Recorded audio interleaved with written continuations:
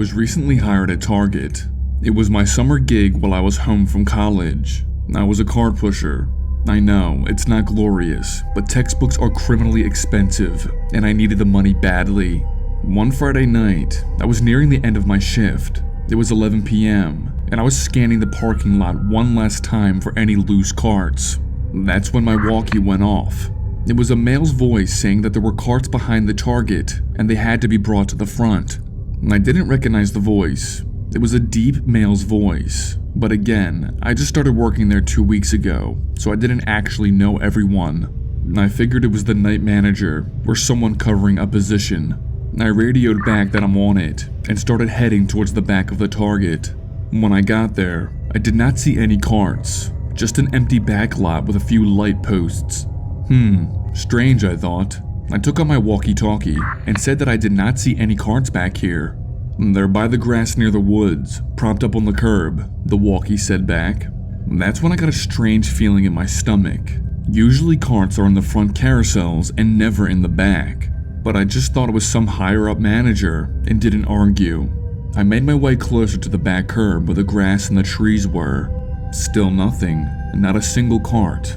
I pulled out my walkie and told them that I did not see anything, and that's when I heard something odd. When I spoke into the walkie, I could hear my voice talking back, almost as if whoever was on the receiving end was standing in the tree lines. I took a step back, and that's when someone from the shadows emerged.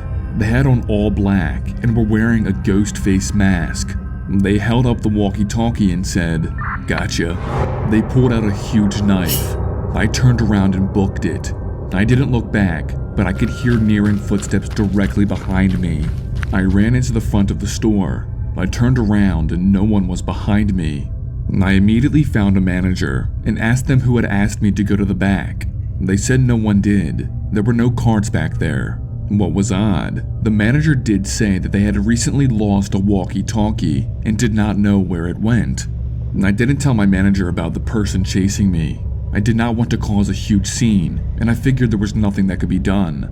But I did end up quitting the job the next day. I never found out who was hiding in the back of the Target with the walkie-talkie and the knife, and I hope that I never run into them again.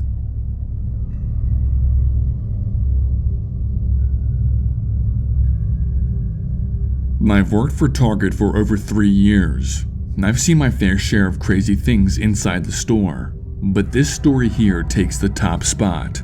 I unloaded crates in the back of the store. I've got night classes that I attend, so I always picked up the morning shifts. It was 8 a.m. in the morning. Customers were not even in the store yet, and I was the only one in the back unloading crates and boxes. And as I was unloading, I heard something fall from behind me. "Hello?" I called out, wondering if it was Steve or Dave clocking in earlier than usual. There was no response. I went back to unloading when in the corner of my eye, I saw someone darting between the crate aisles. And at this point, I thought someone was playing a prank on me. I walked up and down the aisle, but could not see anyone. It's massive back there and very easy to hide. I texted Steve and Dave to see if they came in early and were messing with me. They both said no, they wouldn't be in to at least 10. And I started to get a little worried. "Hey," I called out, "there's no customers allowed back here." There was no response. And I went back to work, unloading my crates, when at the very end of my aisle, I saw someone standing there. They were dirty, their hair was matted, and they did not have on any shoes. I froze, and then the man sprinted off. I chased after him all the way to the front of the store. I called security, and they were able to wrestle him to the ground. We called the cops. Turns out, the man's name was Harvin. He was homeless and he was living in the back of our Target for over 2 weeks now. This shook me, knowing that there was someone back there this whole time, living and sleeping while we worked.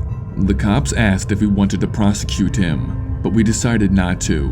He was homeless and had enough problems as it was. I never saw him again.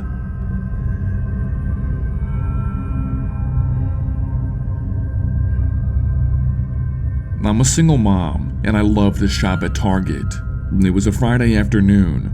I had my 4-year-old son with me, and we were shopping for my niece's birthday party later on that afternoon.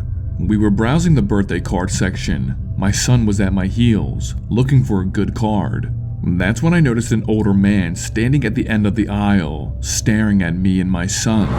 I thought it was weird and pulled my son closer, telling him to find a good card and hurry up. We went a few aisles up then to look for an actual gift. I bent down to check the price of a teddy bear that my niece would love. When I turned to ask my son if he thinks we should get it, he was gone. I nearly exploded. I sprinted up and down the aisles, calling my son's name. My heart was racing. I could not find him. A Target employee radioed for security to keep an eye out. I ran to the front of the store and saw my son, holding the hand of that old man. They were about to walk out the front doors. I yanked my son away. I yelled at the man and asked what the hell he thought he was doing with my son.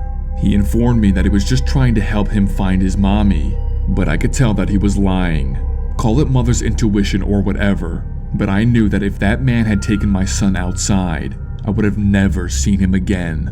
I looked him in the eyes and told him that if he ever touched my son again, I would kill him dead on the spot. His smile was sinister. Target security came up from behind me moments later, but the man was already gone.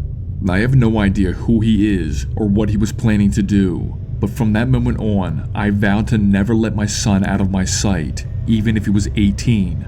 And to that man who tried to lure my son outside, if I ever see you again, my face will be the last thing that you ever see on this earth.